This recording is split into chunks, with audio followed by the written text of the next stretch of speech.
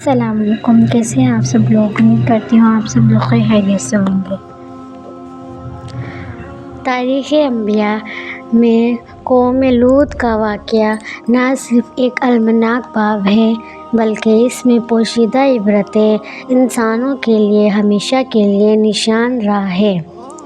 قرآن مجید نے جہاں قوم لوط کے جرائم اور ان کے خلاف نازل ہونے والے عذاب کو تفصیل سے بیان کیا ہے، وہیں حضرت لوط علیہ السلام کی بیوی کے کردار کو بھی ایک مثال کے طور پر پیش کیا گیا ہے۔ یہ عورت اگرچہ ایک نبی کے گھر میں رہتی تھی، لیکن اس نے اپنے ایمان کو قوم کی خواہشات پر قربان کر دیا۔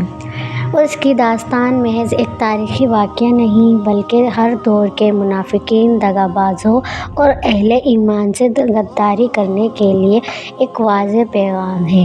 حضرت لوط علیہ السلام حضرت ابراہیم خلیل اللہ علیہ السلام کے بھانجے تھے اور انہی کے ساتھ عراق سے فلسطین کی طرف ہجرت کی۔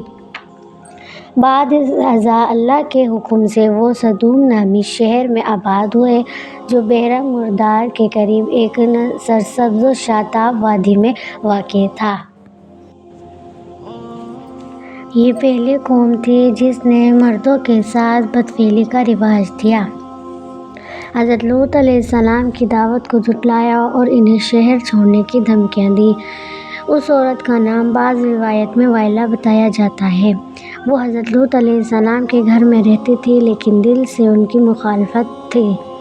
اس نے نہ صرف اپنے شوہر کی دعوت کو مسترد کیا بلکہ ساتھ مل کر ان کے خلاف سازشیں بھی کی۔ جب فرشتے حضرت لوط علیہ السلام کے گھر مہمان بن کر آئے تو اس نے قوم کو بتا دیا کہ آج ان کے ہاں نئے مہمان آئے ہیں۔ وہ کفار کے ساتھ مل کر حضرت لوط علیہ السلام کے خلاف باتیں کرتی تھی۔ اس نے حضرت لوط علیہ السلام کی ہر نصیحت کو جھٹلایا اور ان کے دشمنوں کی حمایت کی۔ اللہ تعالیٰ نے اس عورت کو کفاروں کی مثال کے طور پر پیش کیا ہے۔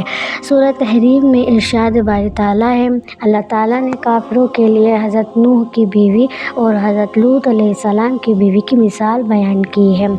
وہ دونوں ہمارے نیک بندوں کے نکاح میں تھی، پھر انہوں نے ان کے ساتھ خیانت کی تو ان کو اللہ کے عذاب سے بچانے میں کچھ بھی کام نہ آئے، اور ان دونوں سے کہا گیا کہ جہنم میں جانے والوں کے ساتھ داخل ہو جاؤ۔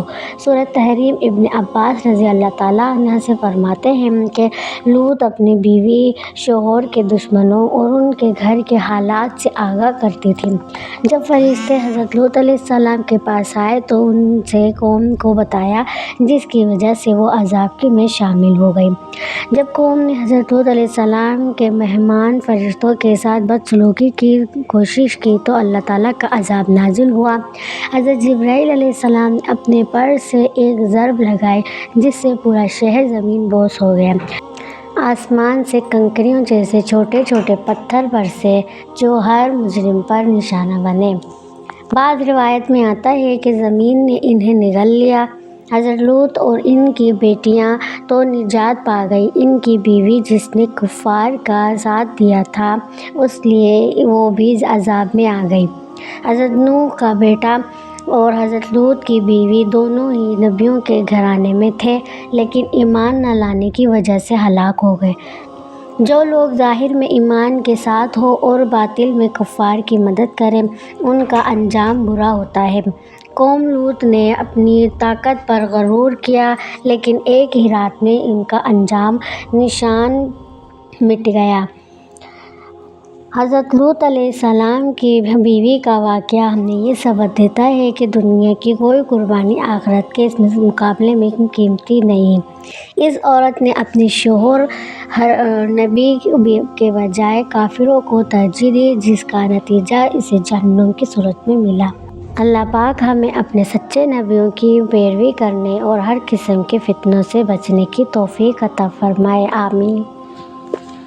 اگر آپ کو یہ ویڈیو پسند آئی تو لائک کے بٹن پہ ضرور کلک کرنا، اور کیسی لگی میری آج کی ویڈیو۔ ملیں گے کسی اچھی نیکسٹ ویڈیو کے ساتھ، جب تک کے لیے اللہ حافظ، ٹیک کیئر۔